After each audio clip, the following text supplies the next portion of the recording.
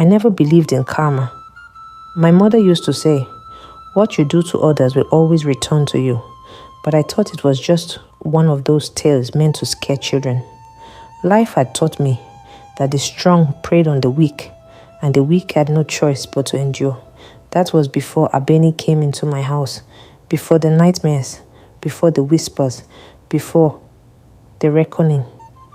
Abeni was a quiet girl when she first arrived, no older than 16.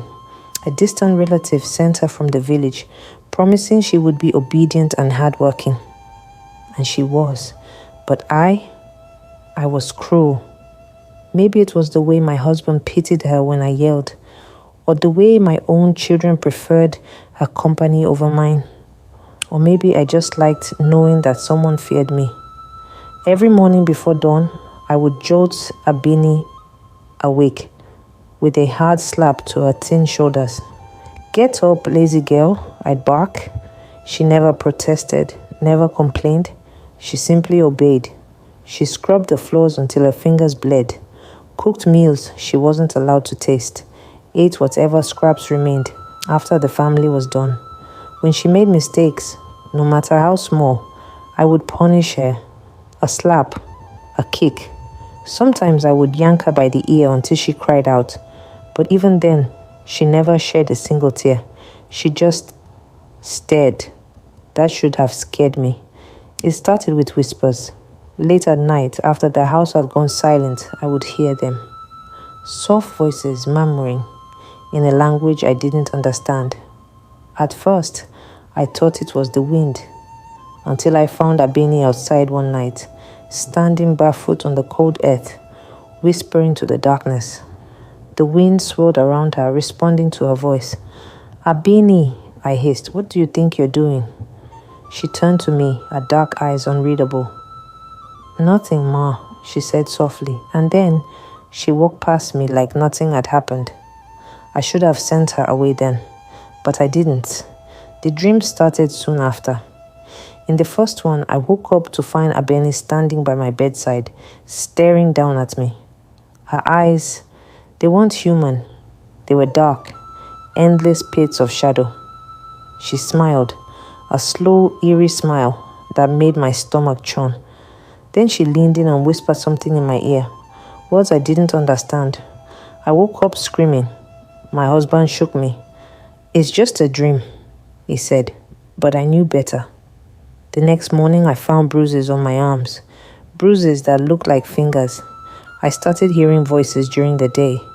I'd be cooking, and suddenly, someone would whisper my name. I'd whirl around, but no one would be there. I'd be alone in the living room, and I'd hear soft laughter, mocking, sinister. One afternoon, I caught a glimpse of something in the mirror. Abeni was standing behind me, but she wasn't moving. Her reflection was watching me, but when I turned, she was nowhere in sight. I was losing my mind. Then came the crying. One night, I was jolted awake by the sound of agonizing wails echoing through the house. The cries were filled with so much pain, so much sorrow that my chest tightened with fear. I grabbed a flashlight and made my way outside. The wailing stopped the moment I stepped into the backyard. The night was too still. Even the wind had stopped moving. And there in the darkness stood Abeni. She wasn't alone. Behind her were women, dozens of them. Their faces were shadowed, but I knew them. I knew them. They were my old maids, the ones I had mistreated, the ones who had mysteriously fallen ill, the ones who had disappeared. I stumbled back, my heart pounding. What is this? I gasped. Abeni took a step forward, her voice calm, yet filled with something ancient. Do you remember them, Ma? I shook my head violently. No, this isn't real. You're trying to trick me, the women whispered in unison. The same words, over and over. Your turn, your turn, your turn. I tried to run. My legs wouldn't move. My body was frozen, paralyzed by an invisible force. The whispers grew louder. The shadows reached for me. My vision blurred. And then, darkness. The next morning, my husband found me curled up on the kitchen floor, trembling. My hair had turned completely white, and my voice was gone. I couldn't speak. No matter how hard I tried, no sound came from my throat. The doctors called it sudden psychological trauma. They said it was a rare condition, that I must have experienced extreme shock. But I knew the truth. Abeni was gone. No one saw her leave. No one knew where she had gone. But at night, I still hear the whispers. I still hear the crying. And I know they're waiting for me. And that, my dear listener, is why you must never mistreat those who serve you.